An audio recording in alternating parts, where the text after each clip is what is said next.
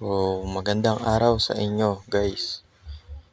So ngayon i-perform natin ngayon ang ating workout para sa ating finals sa ating subject na PATFIT. So shoutout kay Sir Vidal. So una natin i-perform ay yung normal push-up. So dito sa normal push-up guys, meron tayo ditong 3 set at 12 reps.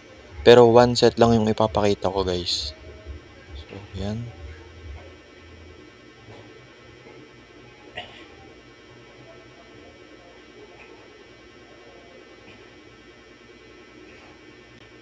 So ito naman next na gagawin natin is wide push-up. Ganun din siya, 12 reps, tapos 3 sets.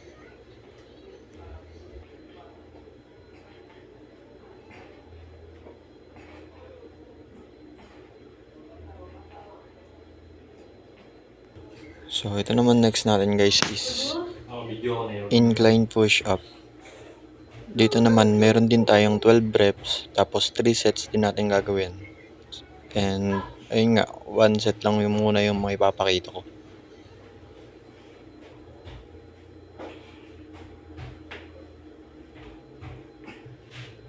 Dito naman guys, i-perform natin ang decline push-up. Isa to sa mga pinaka-favorite ko sa aking workout plan. Meron tayong ditong 12 reps at 3 sets. So, game.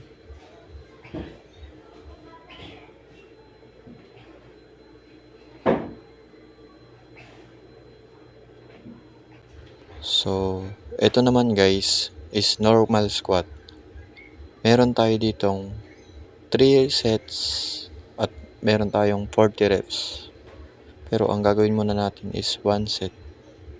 So, game.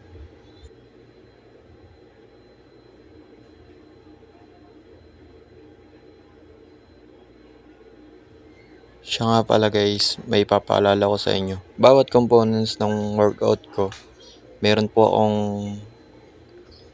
40 seconds rest dito sa aking week 8 na workout plan. Kada po workout na gagawin ko at matatapos po yung repetition na ginagawa ko, meron po ako ditong 40 seconds rest bago ko po gawin yung kasunod na workout. So yun po, yun lang po.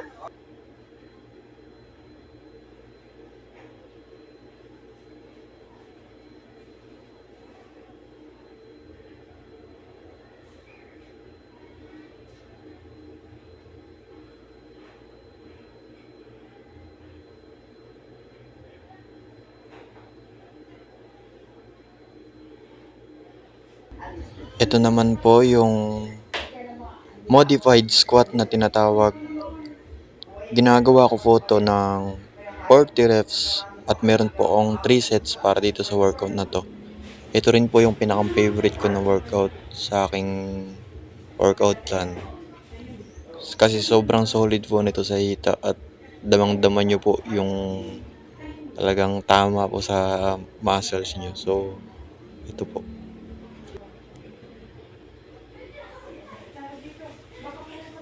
So guys, paalala ko lang, hindi ko lang sinama dito sa video yung rest na 40 seconds para medyo maikli tong video na to. Pero pagtapos niyan mga ginagawa kong workout na yan, may rest po ako na 40 seconds bago ko po gawin yung workout na kasunod. Para po hindi masyadong maano yung muscles natin guys. Ayun, iba naman. Ito, apat ito. Kasi mangyayari, marami yung isa, hindi ko naman magagamit. Ako naglalaba na yung smart test, naglalaba na ako. Magkasulura pa naman. Hindi. So, ito naman pong workout na to. Ang tawag naman po dito is wall sit. Ginagawa ko po ito ng 60 seconds at 3 sets.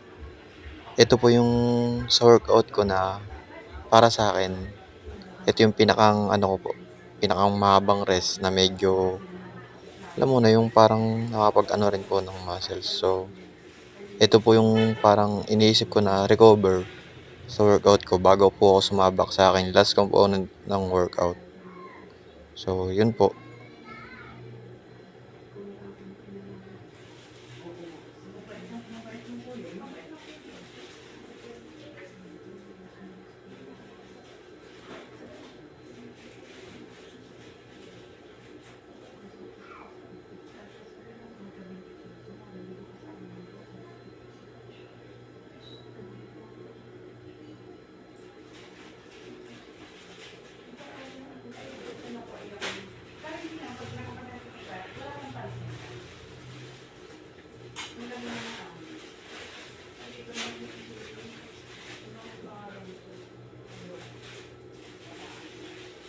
Inaano pa naman kita at itinuturo-turo pa naman kita kahit na doon ako magpapatagi eh.